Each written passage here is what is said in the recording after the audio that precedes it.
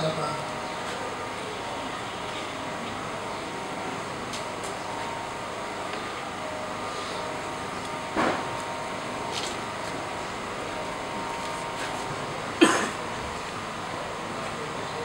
Monsieur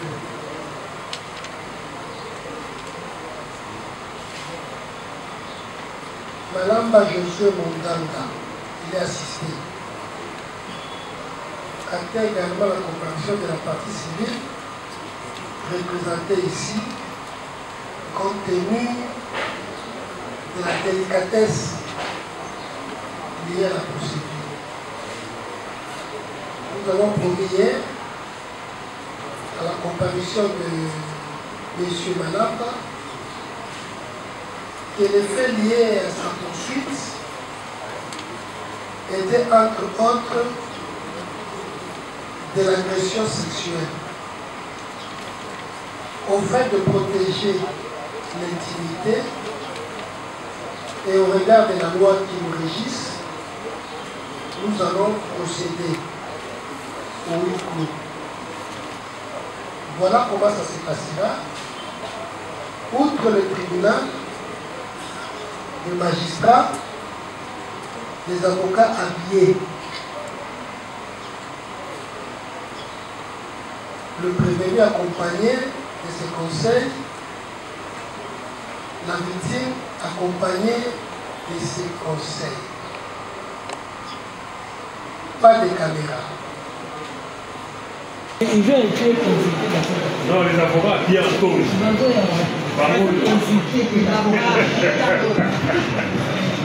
On n'entre pas.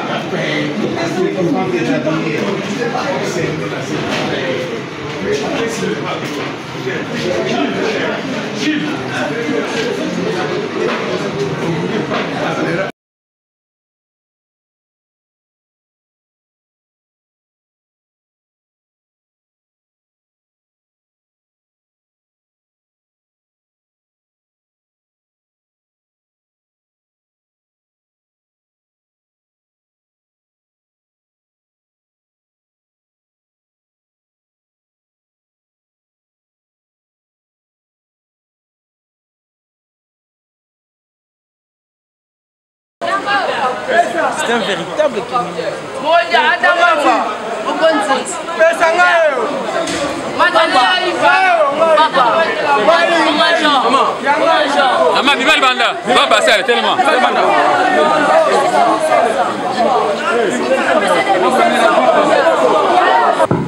Voilà, l'audience est reprise.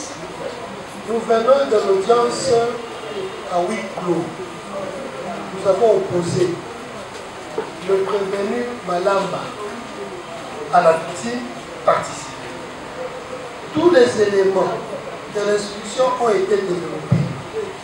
Les autres éléments, parce que nous rappelons que chaque fois qu'il s'agit de la matière liée aux violences sexuelles, la victime, la parturière devra être sécurisée, identifiée par un autre nom de code, Lima, et sera appelée Lima.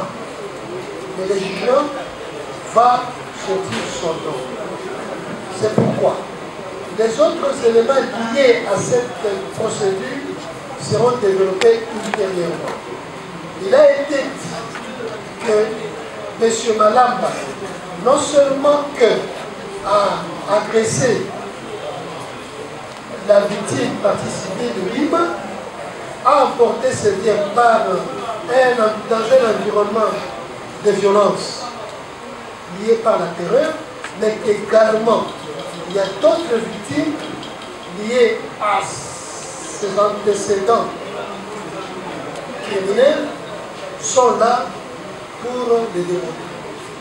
Si ces victimes sont là, nous allons procéder. Si elles ne sont pas là, nous allons renvoyer cette affaire à ultérieurement. Est-ce qu'elles sont là? C'est qui? Monsieur Cédric. Monsieur Cédric. Et mademoiselle qui avait porté plainte. Liée aux violences sexuelles? Non, au vol. De qui? De ses biens? De ses biens. Par... Elle est où?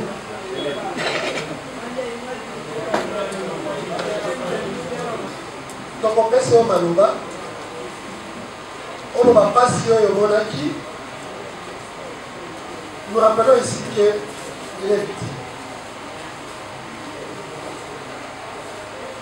Tokopesa yo maloba oyo bana mokusu epasi yo emonaki ntelemi elekaki mpe soki okorekonetre moko te baoyo basalaki yo pasi oyokani madame yo mpe lokola tokopesa yo maloba ntango tokopesa bino maloba okobanda na komipesa kombo kombo na ngai songolo pakala naza victime ya agression elekaki mokolo boye lolenge boye namonaki bango to namonaki ye toyokani sava kombo nanga Mangoa Mwanza Cédric. Oui. ezalaki na mokolo ya le 19 avril na butu ya kokende le 20 Mangoa Mwanza Cédric. Non, le 19. Le 19 avril. Oui. ezalaki na butu le 19 poto ke le 20. Oui. Na ba 1h du matin, nalalaki te mpo nasalaki mwa insomnie na na téléphone. Avant ezalaki na ba 0h. 0h na banapi na téléphone, na bandoka mouvement na balabala. Bato bazoleka croyant ke bato bazokende matanga ndenge ezalaki bato basangani bakati ya ngambu ya selemba mpo bakende matanga.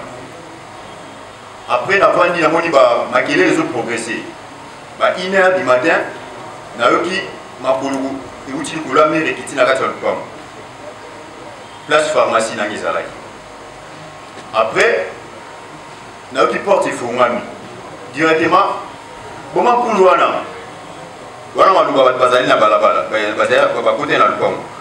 Boma mpulu wana oya kobima bete masasi wapi porte na ye balaki porte ni yango wana na banda koloni na lidusu na moya oyo bayepa na ngai bando forcer porte forola porte oboma o tellement porte ezalaki na sécurité makasi te na bino soki natiki bango baforce bakota na kati na force na bango moko bakoya kosalanga mabe ide elenga na fungola porte na fungoli porte bakoti baprake nga arme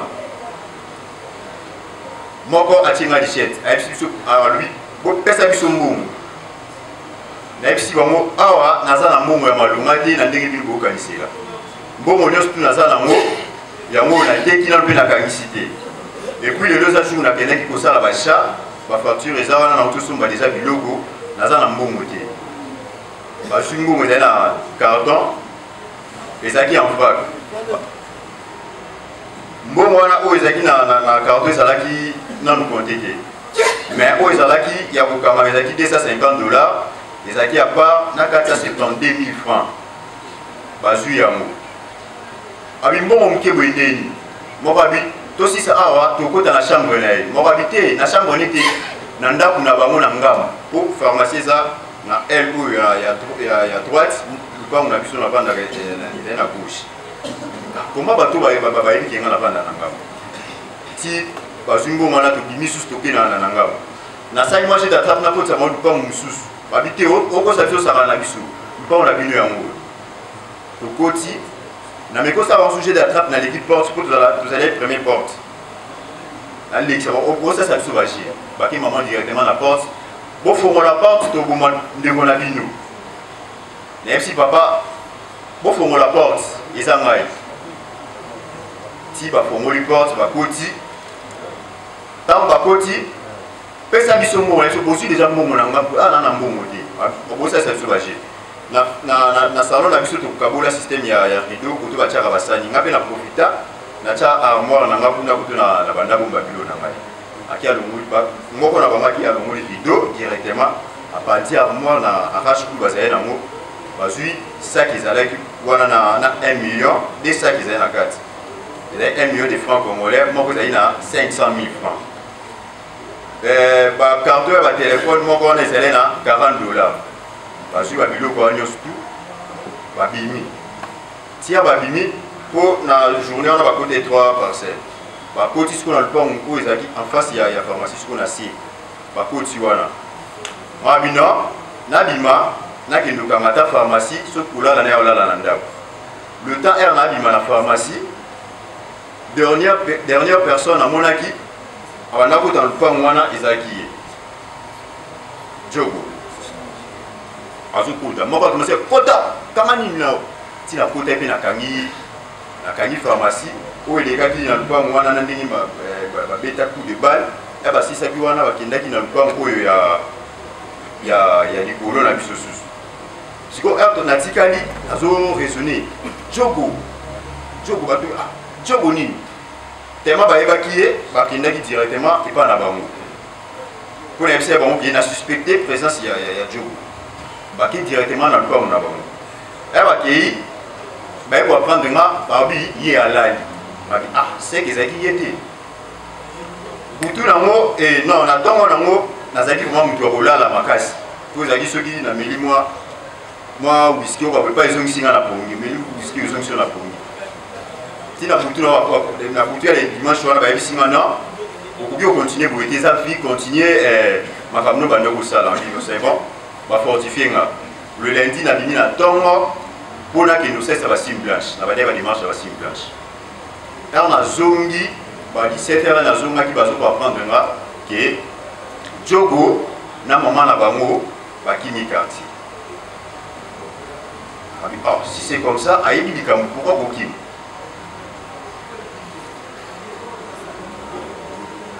nake na souciate na sauté le dimanche wana tokendaki na souciate po tokeporte plainte basengaki biso mbongo tema sikoyo nazalaki na mbongo te bamemaki nyonso ata bambongo ya mike ba 50 francs nyonso tokendaki na biso nazali na mbongo te nde après 2 semaines na 4 jours yango baya kokota epa sere nanga mpo toza même avenir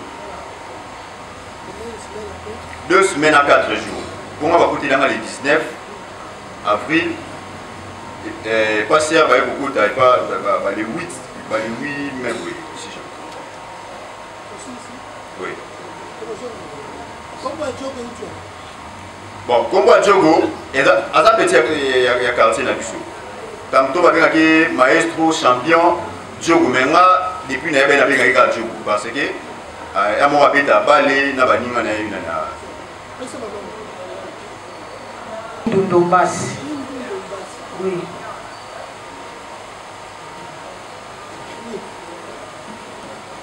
Ngape na vandi lukula numéro non Galema oui Galema na quartier Lubudi tola sima na Kanduka quartier 6 na Bolikango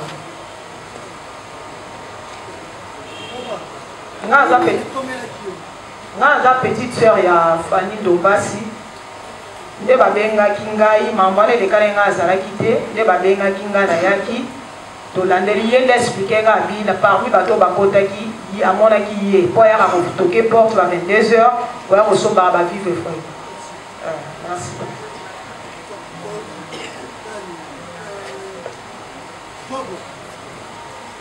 Oui, papa. Djogo, c'est un responsable que tu es joueur, c'est Djogo, moi, Anna. C'est toi, Djogo. Oui. Oyebi, c'est lui. C'est lui qu'on aime bien. Oyebi Eden. On a bien Aza vient à Bissau quartier à Tekaba crédit na quartier. Ok. Et bon qu'on a ni mademoiselle Ndombasi Kindu. Oyebi Eden. Ça va. Touti kuna na kuzu na masolo tosolo ikuna il se fait que au déménage qui oui na mois d'avril on confirme encore oui tu peux nous donner la date précise de déménagement là le 22 avril le 22 avril oyoki que le 19 déjà avril moi na mboka Cédric azwa qui passe Cédric ezali nini lisusu le 22 avril. Ça va. Le 22 et le 21, ça va ndeko. Pour le 21, Azalé qui est le 22. Tout compte fait, c'est dans l'état voisin. Qui, Madame Baba Cédric Anobi, le 19, tout ça qui est déjà le 20. Parce qu'à une heure du matin, c'est déjà le 20. À ce qui passe, il y a Bandeko Oyo, Bazaba Tomakasi, Bakote Rakaye. Nous, ce qui nous intéresse, c'est l'environnement. L'environnement de la commission des faits, c'est un environnement de coercition, caractérisé par la violence. Violence manifestée à l'aide de l'arme. Anobi Monduki, les armes à feu, na ba machette. Oyo koti sibiso na masolo. Oyo tozo landela bino. Tango bakoti balandi na isika batamaki na kati ya pharmacie basali oyo basalaki bazwi biloko bazwi mbongo bayebaki lupango ya monene bakoti na lupango bazwi pe mbongo kuna ça qui est passé. Mais na kotala il a eu des soupçons parce qu'à mon aki Tchoko mbala moko alobi ah boni Tchoko petit à quartier ko sala biso boye ba kimi na ndako kuna na ndako balobi parce qu'il y a contact dans la chambre était balobi alali donc ils a été ce qui a tiqué ils ont déménagé yo lobi le 22 il y a lobi le 21 makamwele qui le 20 lobi ah boni précipitation ya ko déménager c'est que petit wana zalaki 2 semaines après bazongi lisusu tozongi masolo tolobaki kuna on a parlé des expressions latines in tempore non suspecto, le temps suspect de la commission des faits. On a dit là-bas déménager avant, déménager après, les faits restent les faits.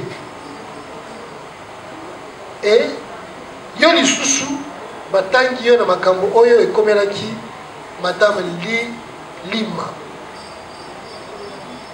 Est-ce qu'on peut confirmer Bissou Awa qu'effectivement, entre le 21 et le 22, on déménage à qui? Le 21, tout ça là qui déménagement. Mais on a moitié là qui. Le 22, là qui gosse. Tous les années qui entre le 21 et le 22, on déménage à qui? Tu confirmes ça? Oui. Pourquoi seulement choisir ce temps-là? Il y a un petit quartier. Makambo ya lolenge wana ekoteli vient na yo Cédric oyoka ki yango ki bakotela ki bango na yoka ki yango pa mama na ngai alobaki na butu bayaki kola musa ngai na butu ba vers ba 2 heures je pense maman na ngai ameki edo atuni bozo luka edo ero nini nde maman na ngai bisingai edo bazo luka yo o babimi na butu wana na porte bazaki na porte batelema kitos ni ameki donc vie moko boye tozaka ne pera na quartier za mokonzi nde ayebisi nga edo oza obo position na bise mokonzi na za na kati ya ndako o boyebake bayike bakoti na ese bayike bakoti ah nga lali na nga moyela fungola porte ezate kwani obi kwani obi pona nini nazaki da kolala okobima te nakopesa coup de main nga pe na lala ki mama na nga ndala musenga okopesa coup de main te na bayike o bakoteli bango. Non, je réserve ma vie et je me réserve de ma mère aussi. Ils apportent dans la caméra. Ceux qui ont mis sur ma maman, la bureau n'a pas besoin de zélangaï. Parce qu'ils belé. Dans mon vivalité, dans maman caca. Tu te réserves de la sécurité de ta mère. Oui. Ça va. Mais au moins, nous pouvons noter que sur ces faits-là, tu étais soupçonné. Et ce qui a tissé la suite des soupçons, c'est ton déménagement. Les jours suivants, les faits. Et donc, Djogo, oyebani na quartier lokola mwata mabe bamama bayebaka yango akimisaki yo to tonage poko kofande pa mama osalaka déjà mosala. J'ai 21 ans. Il faut combien? Nayebi so ashinga na longaki epa na biso tina ndenge babotinanga bakufaki nazalaki lisusu te. 21 ans tu travailles. Oui, je travaille. Mais le travail, école Israël déjà.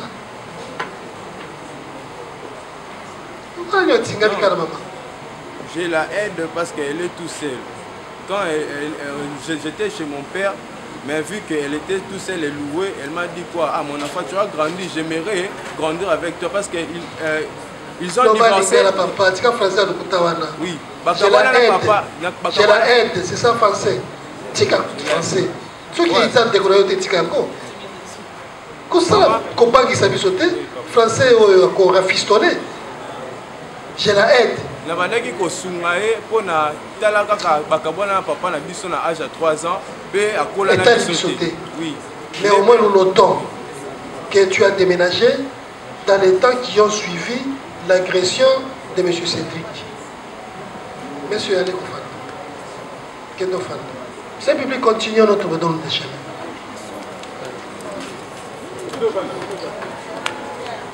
Kandi, merci. Tiala, Kandi, merci. C'est que toi. Siala, merci. Siala. Siala. Tiala, Kandi. Qui encore? Makela, Yala, Issa. Makela. Makela qui? Yala. Makela, Yala. Issa. Issa. Et qui ça est? Siala, c'est numéro 8.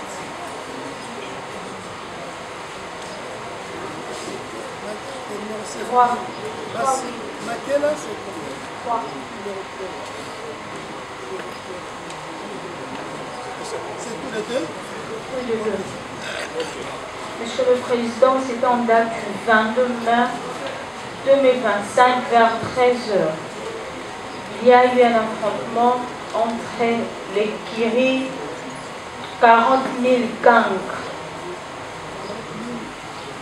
Écurie 40 000 gangs et l'écurie Kitumba gang, où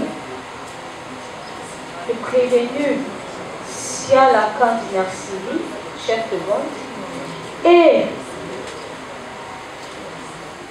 son ami Makela Yala Issa et une autre écurie Novelas qui se sont introduits dans la parcelle de M. Simba Bankoufou Olivier, qui se situe sur l'avenue Kouanga numéro 2, quartier Kombe, dans la commune de Silembao, pour s'aimer la terreur, et ils ont blessé à l'aide d'une machette Monsieur Simba Bankoufou sur sa main droite. Ils ont coupé, il a perdu 3 doigts, Monsieur le Président. La victime est là, présent. Simba. Présent.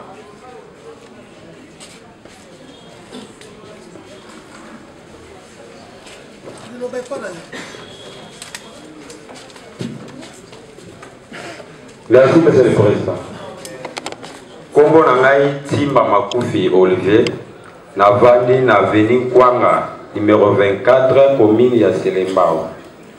Ezalaki mokolo ya le 23 mai, vers 15h. Nazalaka na ndaku, nazala na taille à repos. Nayoki makelele bana bazosaka libanda, balobi na papa bakuluna. Na tango nazosutuka boye, nabima na porte ya ndaku, naye kokuta effectivement na mona Isa abimi na sima na ye bazala mwa ebele bamisu parce que na yebi bango bazali baleki to wana no quartier nzinga nzinga na yaka komona merci di to benga ye mingi na kombo ya sikipe oyo bayeki bebeli bakoti babandi kokota na bandako na tango na bimi na tuni bango likamu nini babilongo wana na okata yo wana Isa na tango na moni te bakokoyi kokota te na ndako epai na ngai mwana ya bebe aza na ndako awa pe na lupango biso tozalaka na bakuluna te mokonzi na tanga na bande kosala tofuna force mpo bakota te na porte iza tombola machete akatinga na simbi leta na katani namoni mikuwa na misape bandi kodiembela nakangi loboko mbangu na kiti na poste ya polisi eza na avenue Kinsala na terrain 10 na kei na zwi ba elema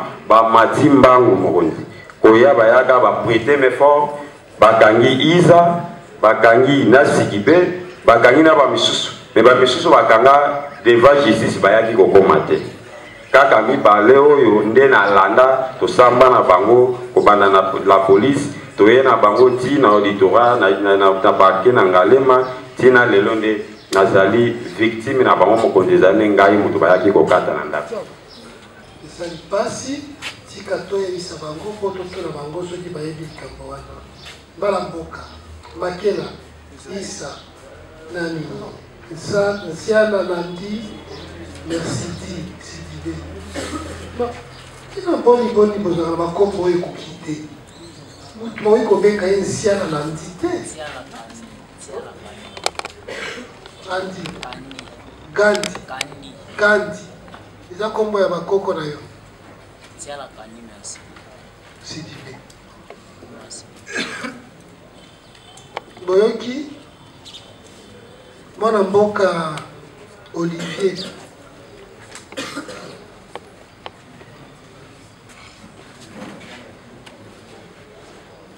preuve ezali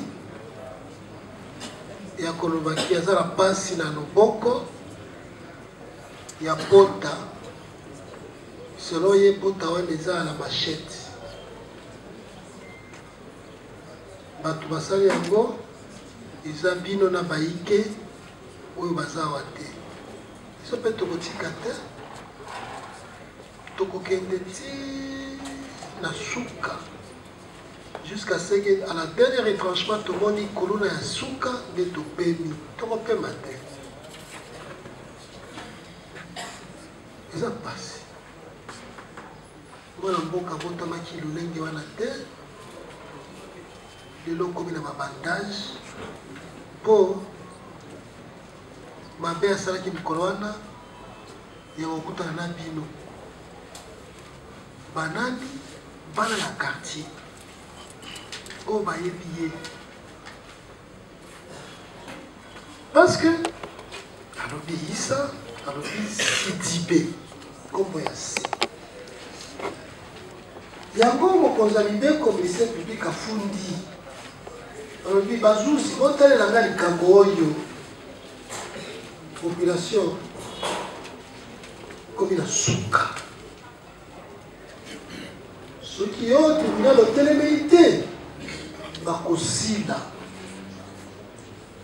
babengi yango kikuluna soki baavoka bazoloba tofungoli buka mobeko mo wana eza na français te tolobaki bakende kotala kuluna ereserve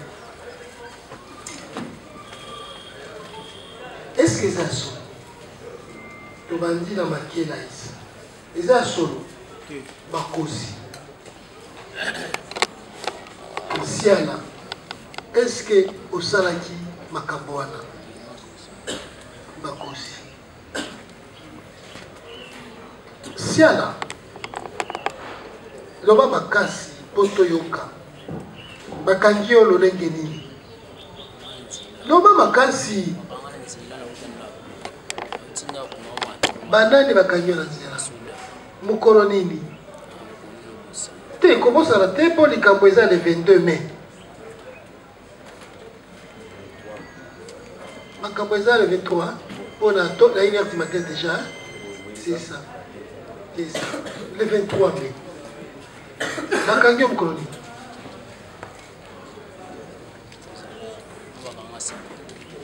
olobi mokolo nini le 24 le 24 banani bakangi yo ya wapi mpona nini balobi osali nini ese kotambola na nzela eza mbeba kotambola na balabala komi mbeba na moi bato boni bazalaki na nzela bakangami te kaka yo Sidibé batuboni bazaki na banana bakangami te kaka yo bakangaki bino batuboni ça va na kati ya dossier bakangaki yo na banani ndenge osambaka na nani consort na nde boyebaka baconsort ça va balobi nini ntango bakangi balobi nini buku likonzi elobi soki moto bakanga ye bayebisa ye ntina nini bakangi ye balobi nini ntango akomi na bureau tika komba tata na mama balobi nini ya motu yake yo oza awa parce que oyibi osali boye balobaki osali eloko te ntina eno tika koyeba te batika koyebisa yo ntina nini osalaka tala ye mbala boni omoni ye lelo kaka ok yo nani yo nde sidibe yo nani yo Isa Makela yo bakangi yo mkoloni wapi 20 na uta garage wapi na combien la société ya Kinzao balobi ntango bakangi yo la société ana tisambaka te bakomika bakombo mpo bakanga biso ebele misusu babimaka na awa baza wapi bataki nzao bakangaki na bango awa moto aza te biso nde tomatia tokomi tolali wana balobi osali nini ndeti bea na quartier na biso biso ndeti bakangi okoti na bio batunaka na waposte nakomba mama suka apres lobi nango nde naomata commune ya na mati commune nalali jour tokoma le 22 de siku namoni mama babenga kombo na nga ya na bimibo namoni mama omonaki namoni ozokisinga oyebaka ye namoni ka même jusqu'à la société ange namoni te oyebaka ye te na quartier teni ayi kombo na Isa ezaka lobaki yende moto ayebi nga yebika yaya na ye nde tete ka fois nga nayebi oyebi yaya na ye soki oyebi yaya naleki koyeba ndeni oyebi ke yaya aza yaya na ye namona bande bayaka olobi namonaki nde ayaki pole yana elobi mpasi ayaki alaki awa ntango omoni olobi alobi ozokisi akoseli yo depuis na commune nde bandokolo est-ce que akosi akosi pourquoi utiliser la machette pourquoi ata kuna na société bakanga biso la défense 3 interventions allez-y Monsieur le Président,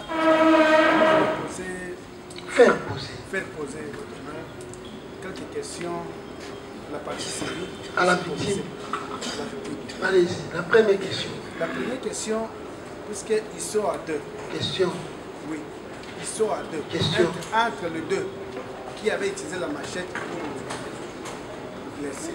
La participation qui ne vous dit pas. Attendez. Allez fouiller dans les livres de Likulia. Allez.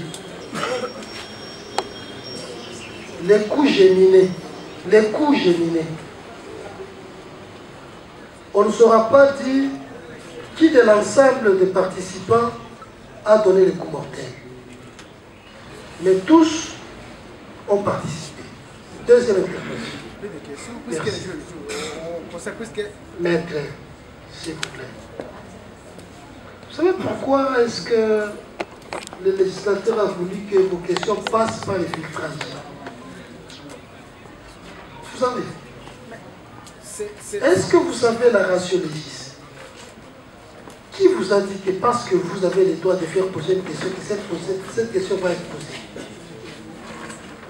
Doit-on vous apprendre aussi ça? Et c'est la première fois. Si vous n'avez pas de questions, on constate que vous n'avez pas de questions, on peut évoluer. Lycée public, évoluons. Il fait alors le tribunal donc d'appeler le prévenu Makanda Mao Obed, alias colonel Yang Tong. Makanda Mao Obed. Makanda Obed. Colonel Yang Tong.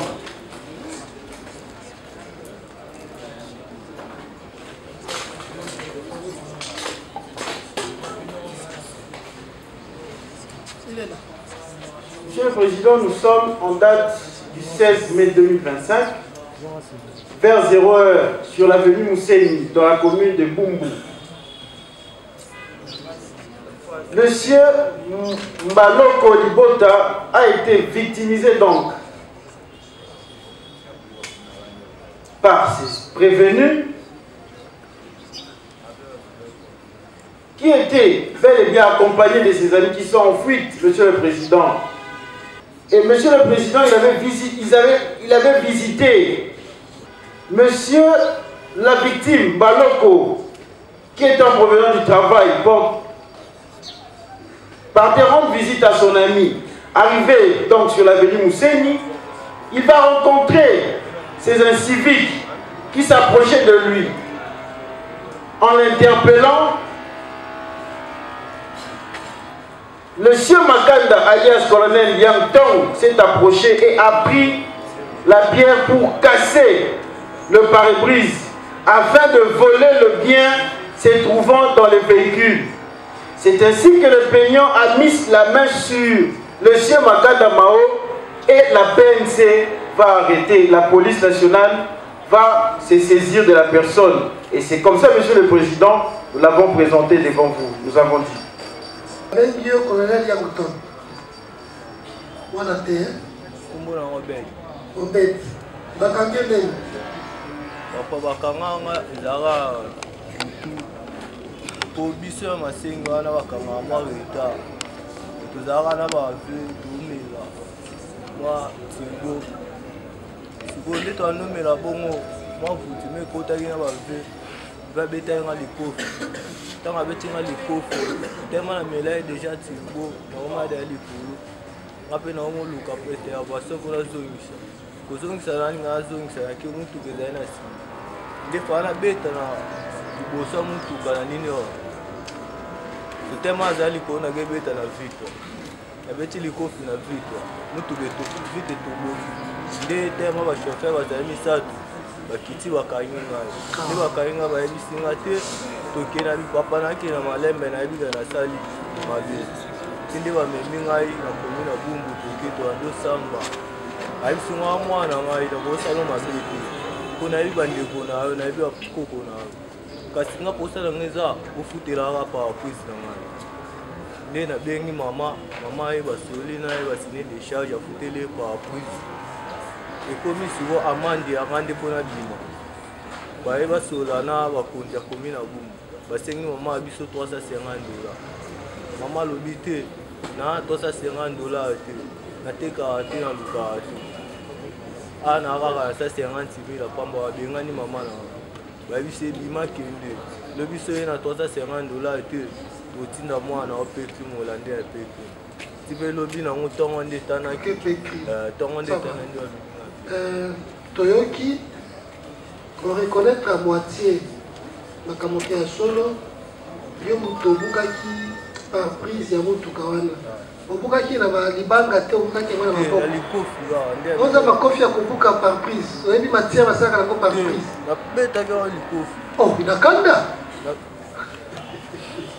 molike okoseki avoka bande kopusa na ye wana basukuzo donc obetaki na kanda mpo tala moni par prise wana basalaka na matière moko babenga yango persiclas eza makasi pardon papa ya mutuka keti même keti yango monaka soki bapasoli yango esalaka neti baplastique moko ebimi wana likolo c'est la matière avec laquelle on fait les pare-brise sachet on appelle ça persiclas baboko likofi nayebi te ata soki Mike Tyson ye moto abetaka bato akoki kobuka yango na likofi na ye mais tokambo ye ezala makasi ya kobuka pare-brise wana na likofi nde tolingi toyeba soki ya solo eza libanga ndenge mokonzi ya libeko alobi obi ezalaki makofi papa ayali kofi po plena na nga akoma ete so akomaki ye moko alinga témoigner au moins on reconnaître que dans ces circonstances là obuki mais yo lobi ozalaki yo moko te ozalaki na bayike te nazalaka nga moko yo moko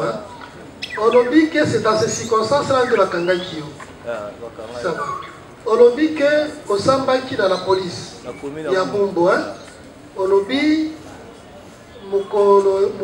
mokolo mutuka ye mpe asambaki opesaki mbongo Amandi de Salakia, dossier Zawa Tokotangango. Toyoki, la défense.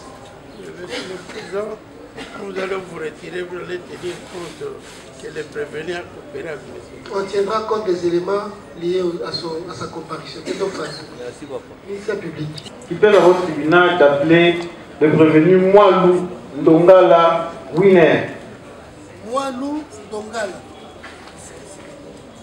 Président, en date du 11 mai 2025 vers 23h, le prévenu Mwalou et sa bande ont extorqué une somme de $10 et 25 000 francs, un téléphone Itel A70, $10 et 25 000 francs, Monsieur le Président, nous le disons avec beaucoup d'amertume, un téléphone Itel A70, et ils en ont profité pour administrer aussi les coûts à l'aide d'une machette.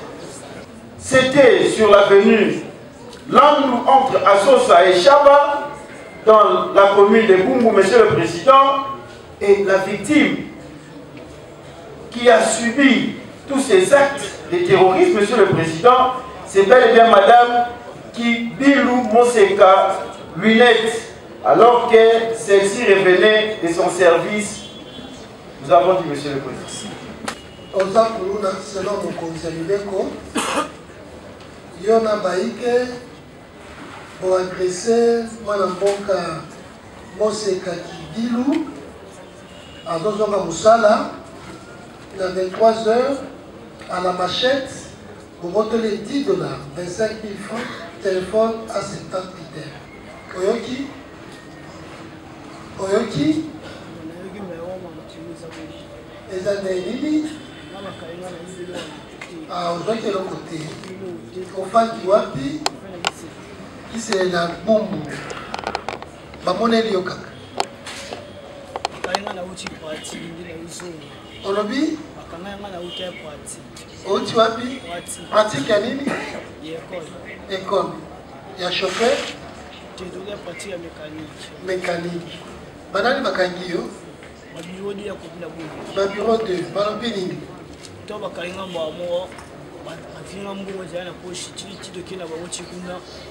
Asamba uteli lote bakola bakoitamba mokuna timba mwaye ayibisi afuta amandi ya $900 ya mtu ayibita selote amandi bokwa nani ndalo bindingi wana mama njara ko basenga major alobi bakofuta te parce que yibi eloko te ye mtasenga amandi ya $900 $900 pour salimi elo otemba sifo bayebisa yo ntina nini bakangi batika koyebisa yo te asamba pete lo omoni buko so tofongoli yango toki totangi elobi esengi na service nyonso ya sécurité, police, magistrat, renseignement.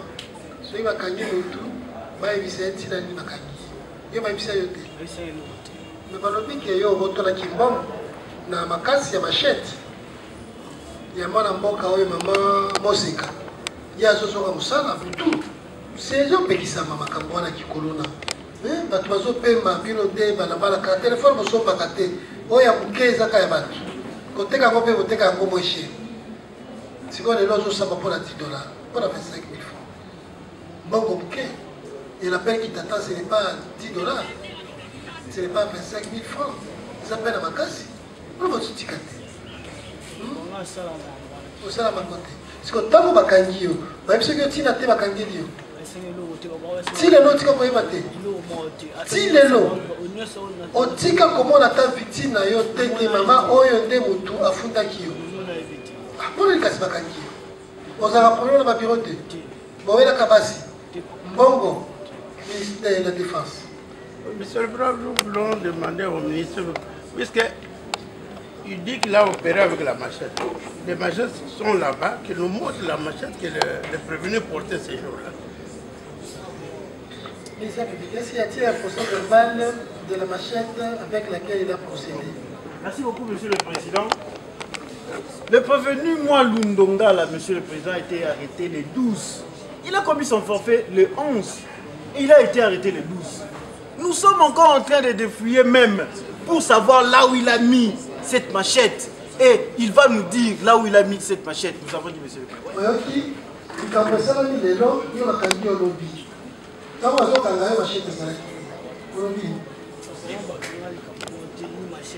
Est-ce qu'on confirme qu'effectivement c'est ça les 12 mains de la Kangakayo? Donc on vérifie. C'est public continue. Il pèse à votre tribunal d'appeler le prévenu Salabiakou Jérémy. Salabiakou Jérémy.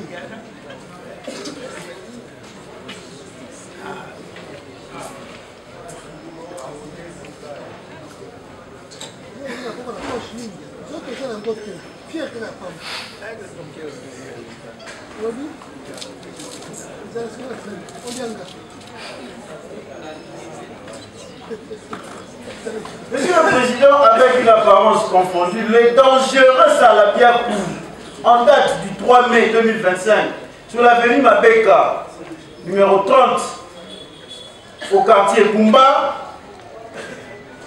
Monsieur le Président, le prévenu Salabiakou avait vendu un appareil Bluetooth à M. Dona Winner Tsona. Et après un jour d'utilisation, les plaignants remarquaient que l'appareil ne fonctionnait pas. Celui-ci est allé rencontrer son vendeur pour trouver une solution. Et le prévenu lui menaça avec une arme blanche, la machette. Et c'est comme ça que, Monsieur le Président, dans cette circonstance, c'est la population, Monsieur le Président, qui a sauvé cet acheteur Winner. Et après d'autres investigations, on a compris que c'était Koulou là, Monsieur le Président, qui du reste, on s'était posé des questions pour savoir où est-ce qu'il avait pris ces biens-là. Et déjà, avec des différentes informations, on a compris que, Monsieur le Président, que c'est un reconnu. Et il menace toujours les gens à tort, à l'aide de machettes, en sémant de la terreur. Et c'est comme ça qu'il s'est fait grand même dans les quartiers. Nous allons dire, Monsieur le Président. Galobi yo za kuluna. Ministère public alobi botala nzoto na été. Nzoto wana eza nzala. Mais eza dangereux soki kaka bapesi ye lipa. Azwi machette. Moko te akotelema awa. Otekaki Bluetooth? Otekaki? Bluetooth otaki wapi? Osombaki, hein? Otekaki epai nani? Epai master. Kasi esalaki te. Ezalaki ya kobeba. Esalaki na maboko na ye sikoyo esali des semaines. Aya sikoyo azongisa. Ebebi. Ebebi sikoyo. Wana nde bopotani. Na boyi. Bobundi. Tanga sikoyo place ya mosala na kataka bamakoso. Mani? Bamakoso. Makoso bato baliaka? Oui. Na wenje. Tanga place ya mosala na mbeli. Mbeli ekoyi na lokota yango mete. Akozwa yango mpe akatinga. Nde obangi? Ndatala boye sikoyo bambila sikoyo Salabiakou. Salabiakou. Esika bosali nini comme na bino ya Bluetooth police eza te. Mais komi kaka ntango aye kolanda mbongo na ye nde police ye. Eza makambo bakosolola. Nzela bozosolola na ye. Mwana mboka azobiselanga mbongo ezali combien? Ezalaki 4 000. Oh. Voilà, il colloque 4 000 aussi, machette. 4 000 kaka aussi, machette. 4 000. Makoso bakataka yango na belite. Eza mokuwa. Makoso bakataka yango na machette. Bakataka yango na machette. Machette eza mbeli kasi. Olobi? Machette eza net mbeli. Donc on dit que machette bakataka yango na belite na machette. Donc les chettes nde koyaki. Tango ninyo 5 on lokota boye. Bon, Mathieu, comment est la machette? Bon, si on a la machette, yo la tina na yo, bon ça la ligne. Ngasi oyo na lugo tango na banga. O bangi. Akozwa ngope abetinga. Ah! Likola 4 000 ko beta yo machette. 4 000 te. 40 000. 10 000. Est-ce que likola 10 000 moninga na ko beta yo machette? Hein? Ça va bien. O banga kini.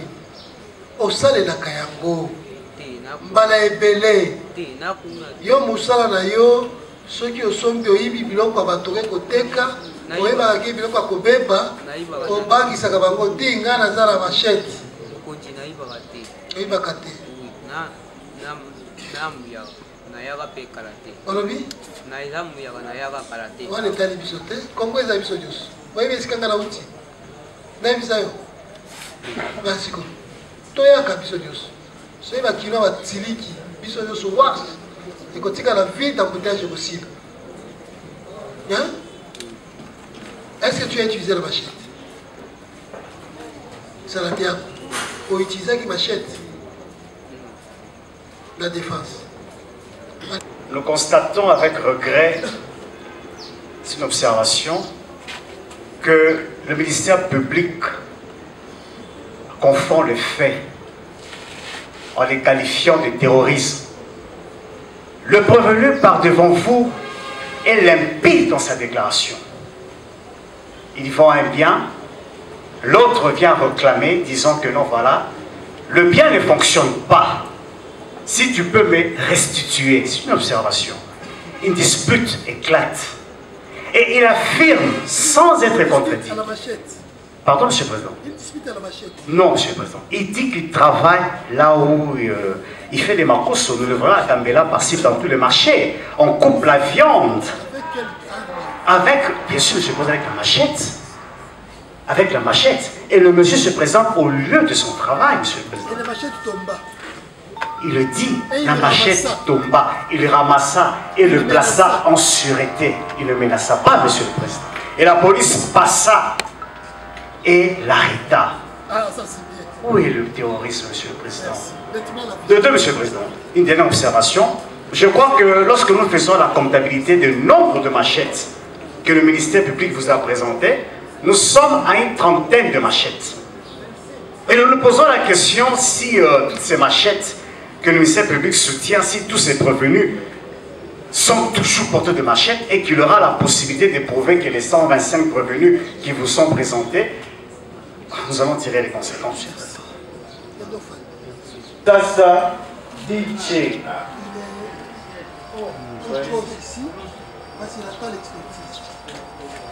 Monsieur le Président, nous poursuivons.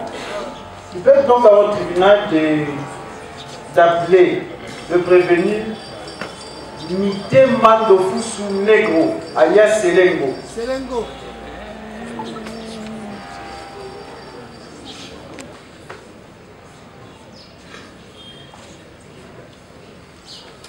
Monsieur le Président, Mitema Ndofusu Negro, alias Selengo, auteur de plusieurs faits. En date du 23 avril,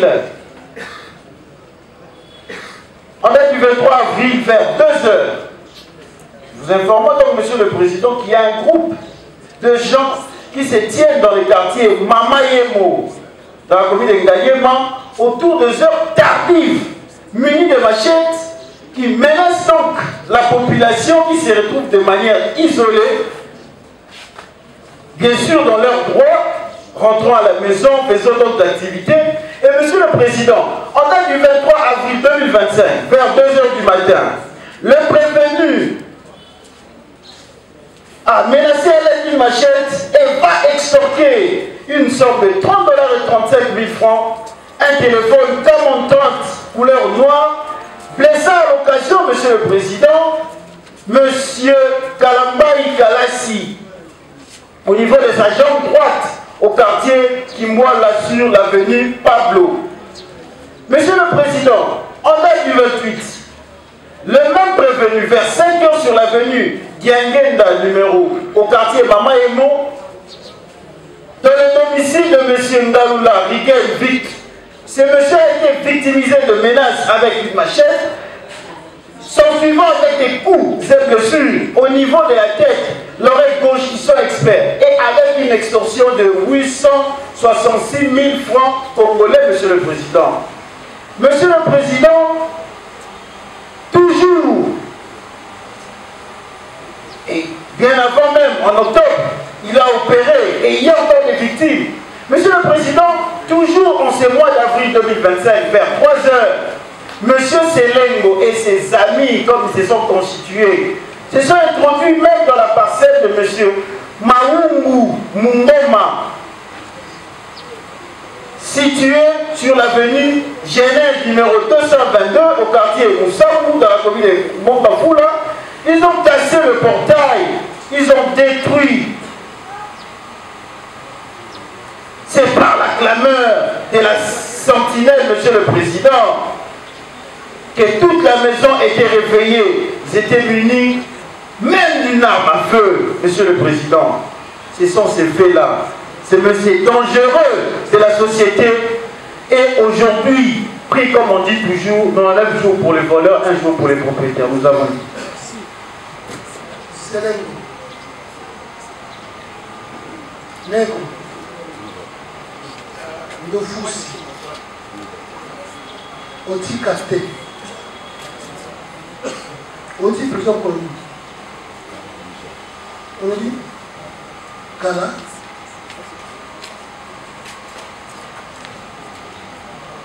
Faut otika boloko. Osala mikolo moni na prison. 2 ans. Prisonnier. Makala. On compte la période, au bima la période de la prison. Période de ministre, ça va te belé.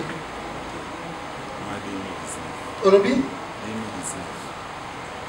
Si quand un temps au sein de prison, quand tu es tout ou bien ça est qu'à Kopema. 2 ans, au bima Kassindeni. La liberté provisoire. Ils ont un parquet dans le tribunal. Parquet ni Gombe.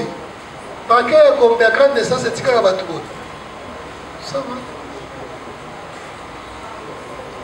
Ils ont publié à l'objet. Parquet. Ils ont ici une réinsertion. Kobongwama. Mais il y a des baby. Des gens qui font 2. On a dit à l'objet fois 2. Parce que selon lui, alors qu'il y a plusieurs, mais à celui qui a 3, le 23 avril, le 24 avril, na Mossou Soukaka en avril, 2 les Akakaputu, et la quartier Mamaïm, et la Mongafula, Batmamoni passe. Bon. Et qui Kozo Kissa, à la machette. Dès encore Tozo Boya. Voilà des Tozo Boya. Voilà des Tozo Benga Kikuluna. Voilà des Peki Sami na Mobeko. Bakosi. Qu'il soit acté. Le prévenu dit avoir laissé l'activisme Kolona. Il est à côté de son avocat. Otika Kikolona. Ça, on a souhaité. Otika. Ozalaka. Donc, on est bakosi. On est bakosi avant. Bakange poni. Pour la bakambo akala. Bakanga pour la makala. Face na okaka. Tika na mai mona mabani bakanga. La défense. Monsieur le Président, le prévenu a coopéré avec le tribunal, le moment de délibérer, vous allez en tenir compte. Mission publique continue. D'appeler le prévenu Kamembo Munda Ibloti, alias Troma. Kamembo Mundai. Kamembo.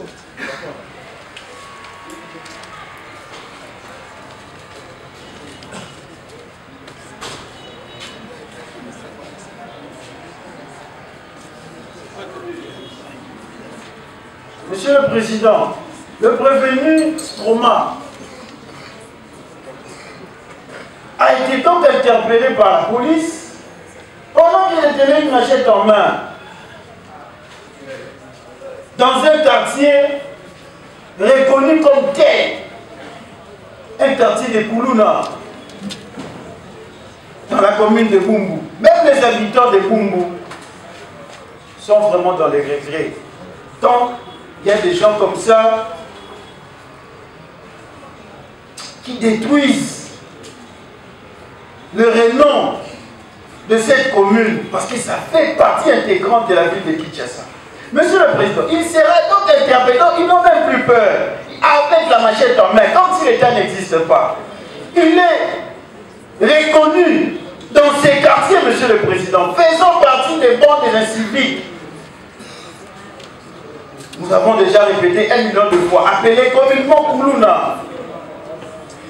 Et c'est dans toutes ces informations, Monsieur le Président, et la main dans le sac. La police était déjà saisie de toutes les informations de la population. Et une fois, au jour de son arrestation, on va le surprendre avec une machette. Une machette, Monsieur le Président. Et c'est comme ça qu'il a été arrêté par la police. Donc les informations de la population avec la machette trouvée entre ses mains dans ces coins réputés de Koulouna a fait croire au ministère public, donc pour les événements qui venaient de se passer, sur base de l'article 2 de cette ordonnance qui organise la procédure de flagrance, que quand une personne est trouvée en possession d'un instrument ou de tout effet, lui faisant présumer qu'il est auteur d'une infraction, Monsieur le Président, la justification de cette procédure, nous avons dit. Pourquoi tu as dit là? Aux embouchés.